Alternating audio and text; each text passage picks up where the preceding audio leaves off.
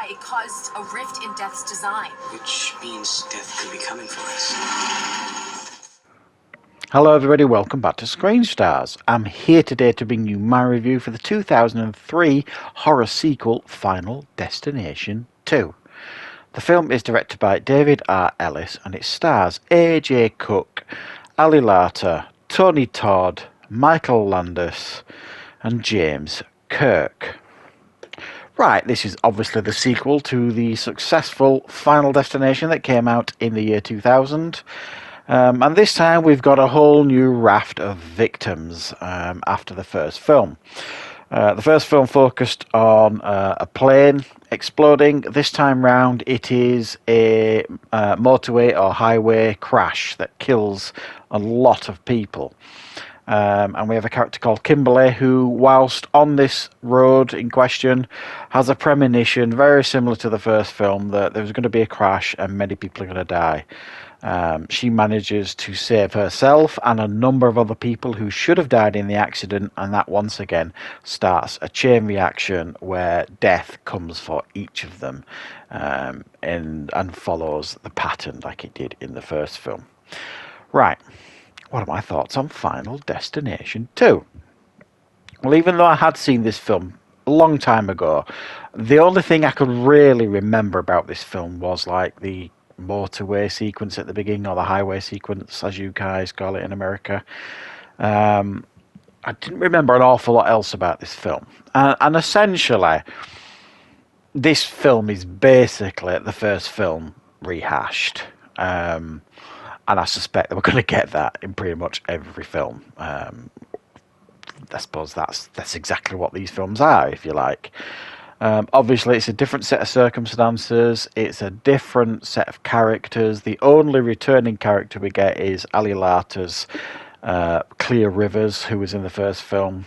My understanding is that Devon Sawyer was to return for the sequel, but there was some kind of dispute with his contract, as there are in these sort of things in Hollywood, and he didn't return, and he is kind of killed off screen in this. You kind of see a newspaper article where they talk about it.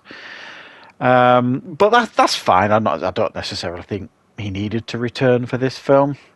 I think most of the characters that we have in this film, like the survivors of the highway crash, are fine for the most part, fairly memorable. But essentially, what you're really watching these films for are like the kills, really, aren't they? The inventive kills in which death stalks them and kills them. And this film certainly has its fair share of memorable kills. I thought so anyway. I mean, the first one obviously does. I think this one probably changes it up and maybe even gazumps the first one in regards to memorable kills. There's like a memorable kill where someone kind of gets flattened by like something falling down and landing on them, which is pretty brutal and gruesome. There's like a lift decapitation. There's a ladder pretty much decapitating somebody. And my personal favourite was like some wire at high speed flying through somebody and kind of chopping them into little pieces. So, I mean, really effective and inventive kills, really. And I certainly hope that it continues down the franchise, because I'll be honest, I'm not sure I remember any more of these films. I'm not even sure I've seen any more of these films. I'll probably remember them as I start watching them. But I have to be honest, I quite enjoyed this. As sequels go, it does its job.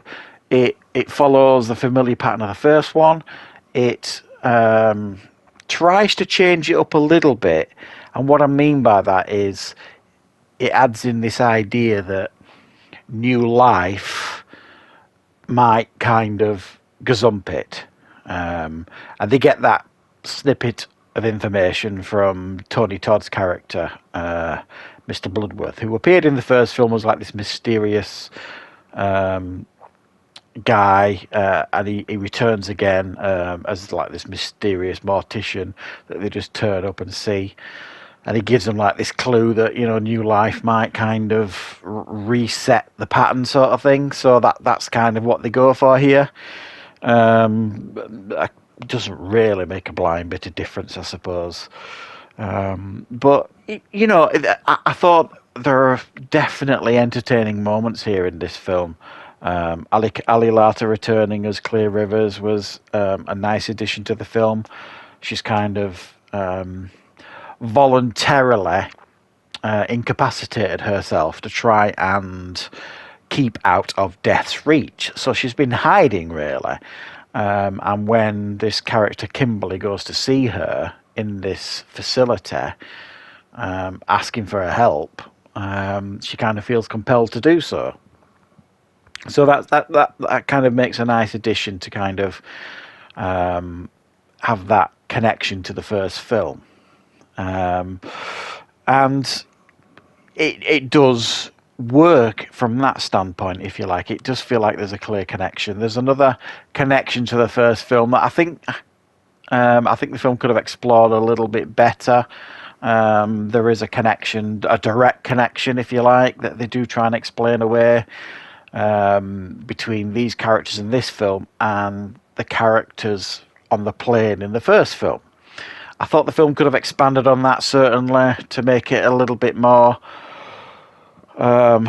clear, give it a bit more clarity. And there are times when it does feel like a stretch. I think they tried too hard to connect it to the first film, and I think it made more sense when it was just kind of like death's coming for you because you escaped his grasp from, you know, the initial accident at the beginning. So yeah, I mean, another impressive accident at the beginning. Obviously, the plane crash going off, you know, was a very, very effective scene. The crash at the beginning of this, you know, everyone dies in the crash. The premonition was very, very effective as well, even in some aspects more effective than the plane exploding in the first film. But yeah, I thought there were some fairly memorable characters here, definitely some very memorable deaths in this film. And I thought it was a solid sequel for the most part. I don't think it brings enough to the plate or the table or whatever you want to call it to kind of elevate it up to the level of the first one, the originality of that. But as sequels go, it's a fairly solid effort. So yeah, thanks for joining me, guys. I will obviously be watching Final Destination 3 and giving you a review on for that when I get a chance. So don't forget to call back for that and join me for plenty more content on the channel.